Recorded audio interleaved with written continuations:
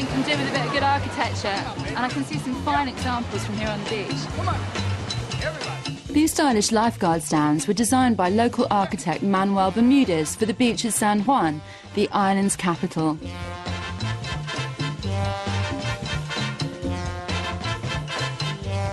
Perfect for David Hasselhoff-style posing.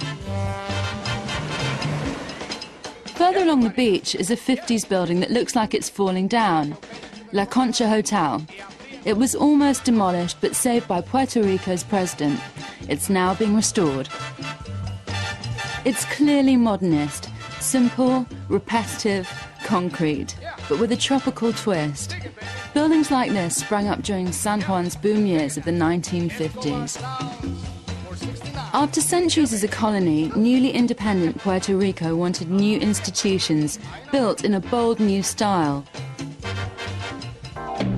The Supreme Court was designed in 1955 by the same team who did La Concha, Osvaldo Toro and Miguel Ferrer. With a pool underneath and walls left open to the elements, air can flow through, cooling down heated courtroom debates.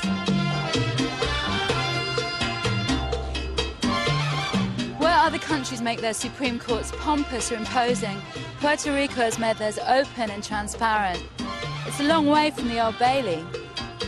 One of the beauties of Puerto Rican buildings is the brise soleil, or sunbreakers. These bricks screen out direct sunlight but add pattern and texture. Concrete looks so much better in the sunshine than it does at home. I think when it's raining it can look really quite bleak, but here it's beautiful. The other architect who gave Puerto Rico its own style was Henry Klum. Though he lived on the island, Klum was actually a German protégé of Frank Lloyd Wright.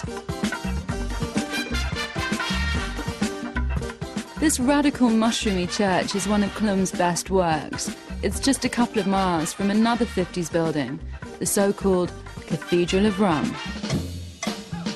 The world's largest rum distillery is now a tourist attraction. What could have been an ugly industrial plant is an example of modern architecture at its most intoxicating. You can't miss whose company this is. It turns Bacardi's bat logo into a concrete reality. It's also very handy for keeping off the fierce sun here while you're trying out your free rum sample. The design was based on the staff canteen of Bacardi's original HQ in nearby Cuba. Sadly, this level of style isn't displayed by many of Puerto Rico's hotels. They look like they're on the Costa del Sol, which is exactly how Americans see Puerto Rico. But one bland business hotel has just had a Schrager-style makeover and become the Water Club. As the name suggests, water is a running theme. I guess it's meant to help you stay cool.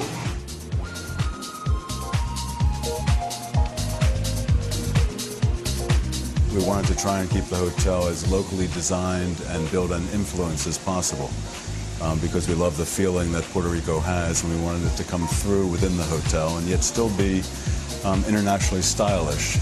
It's incredibly chic, and actually it reminds me a little bit of the Miami feel. People are more into design-oriented types of boutique properties. And you see them quite a bit in London as well, with Sanderson and St. Martin's Lane and the Hempel and so forth and so on. It's a concept that has really been so widely used, a concept built on the nightlife throughout the bars and the restaurants. The feeling that if you bring in the local pretty people, the tourists will want to be where the local pretty people are. Rich pretty people, of course. The prices are pretty too, pretty steep. The topless elevator is definitely eye-catching. That's cool. And the water never stops running. But wave noises piped into the corridors has taken the theme too far. It made me feel slightly seasick. And for all the floaty drapes, it doesn't really feel like you're in the Caribbean. The bed's comfy though. And if the fluorescent lighting makes it feel like you're in a giant fly trap, at least it makes the building look interesting at night.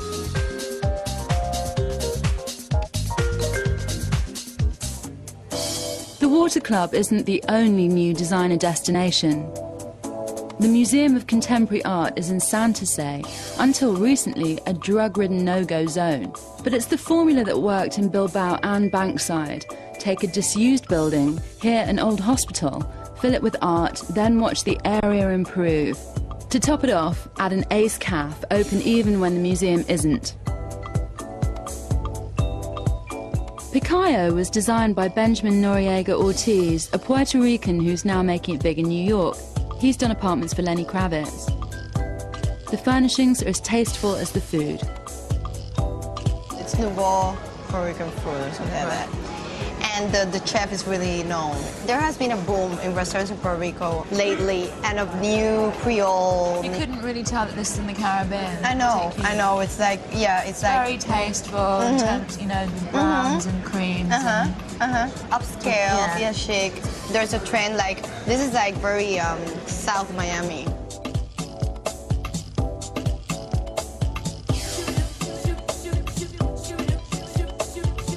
Customers can watch their salad being tossed on a live video feed, while a bank of monitors in the kitchen mean the chef can check you're cleaning your plate. He's even got a remote control to zoom in on tricky customers.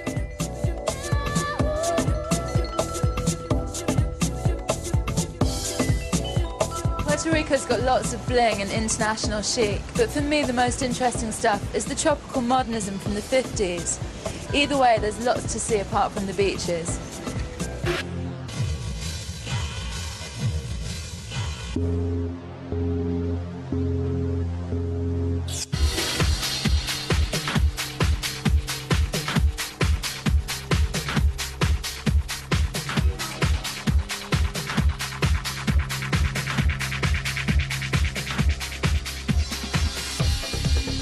Mies van der Rohe's glass and steel skyscraper is a design classic. Known as the pioneer of the skyscraper, Mies shaped the skyline of modern America. Mies believed that simplicity was the way forward and was one of the inventors of open plan living.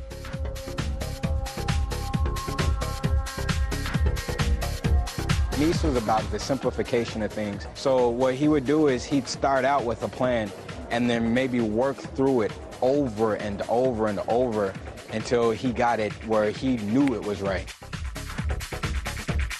He approached furniture design in the same way. It complemented his buildings perfectly. Designed for the Barcelona Pavilion, the Barcelona chair is one of the sexiest seats of all time. But try sitting on it. It was designed for looks, not comfort. In 1937, Mies moved to the States to teach. He was known in America for his revolutionary use of steel and metal architecture. There was a lot of masonry architecture being brought up. And then here comes a guy from Germany coming in with steel and glass and really a modernist. And what could be more modern than the skyscraper? The Lakeshore Apartments in Chicago are twin 26-story residential tower blocks. They obey the Mies mantra of less is more.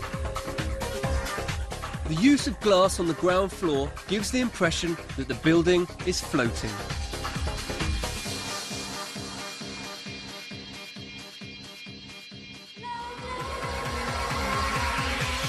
Mies spent the rest of his life perfecting the skyscraper. This climaxed in the Seagram's building on Park Avenue, New York. Clad in glass and bronze,